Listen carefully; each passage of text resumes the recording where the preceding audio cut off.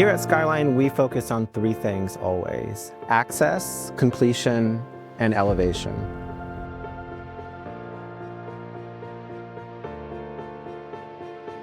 When we talk about access at Skyline College, we think about things like free college, and we think about things like the course modalities, the importance of our learning communities, and all of the programs that support and bolster our students when they attend college and pursue their dreams.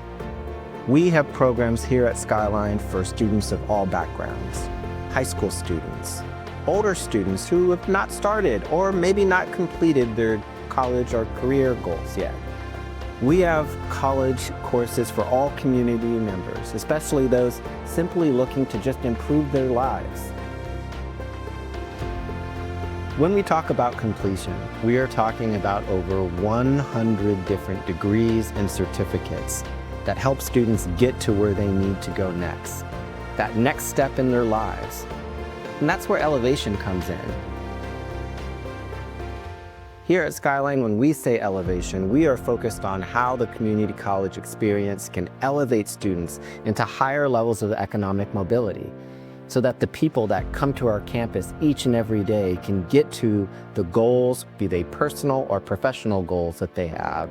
They are always welcome and they belong here. Now I'd like you to meet some of our college leaders who will talk about some of the areas that they lead and how they provide a path to success for our students. For Skyline College, the overall budget primarily came from unrestricted resources, which I'll speak to a little bit later, and restricted resources. Our unrestricted resources, which is the bulk of our budget, was around $66 million, and our unrestricted resources were around $30 million.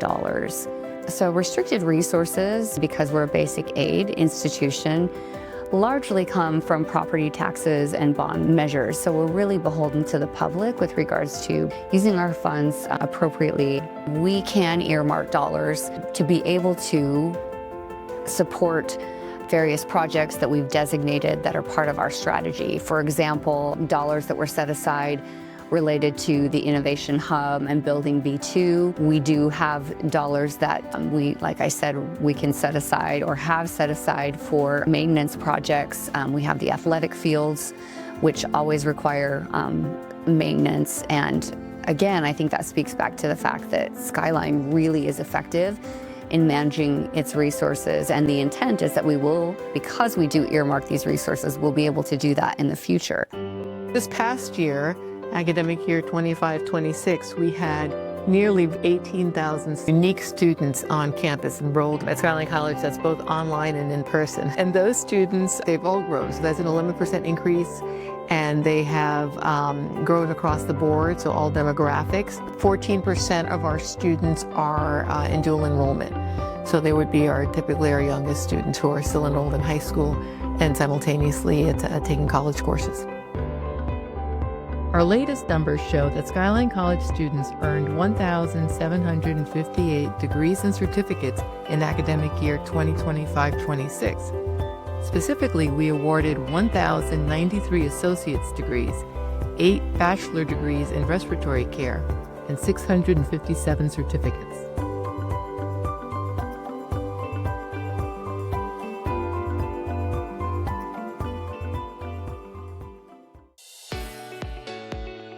The way that I would define student services is that we are the parts and pieces of the institution, of a student's academic journey that supports them outside of what they are experiencing in the classroom. Highlights that I want to share. One is regarding our Promise Scholars program. We launched a part-time program that started with about 50 students. We had a number of really exciting things taking place within our Equity and Student Support Division. This year, we awarded over 400 students with $500,000 in scholarships, which is really amazing. And we're seeing students continue their education at great institutions like San Francisco State, San Jose State, UC Davis, UC Berkeley. They're going everywhere. And it's really awesome to see them continue to grow and flourish. I oversee anything and everything that has to do with curriculum, scheduling, and instruction. There's no shortage of opportunities for our students. You know, we recently just finished the Sirens program, and that is just one of many opportunities for our students where they're able to do research with faculty advisors, and then at the end of their program, they present it to an audience of their peers and faculty. Our USOR program is another opportunity for our students to get real research experience. And these experiences are really important.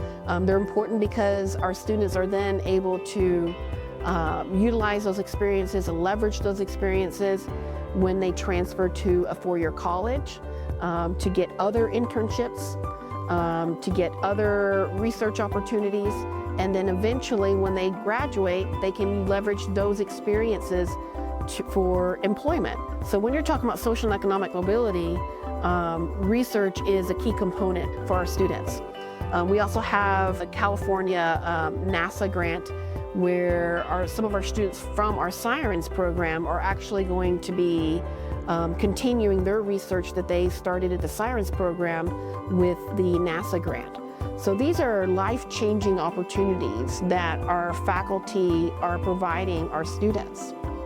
When we think about access, completion, and upward economic mobility, the heart, the crux, the purpose of what we're doing here within the institution, within Skyline College, is in alignment with those three key elements.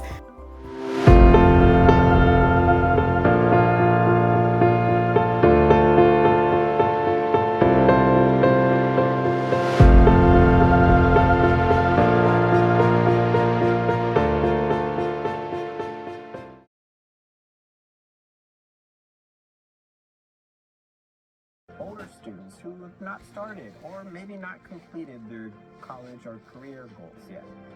We have college courses for all community members, especially those simply looking to just improve their lives. When we talk about completion, we are talking about over 100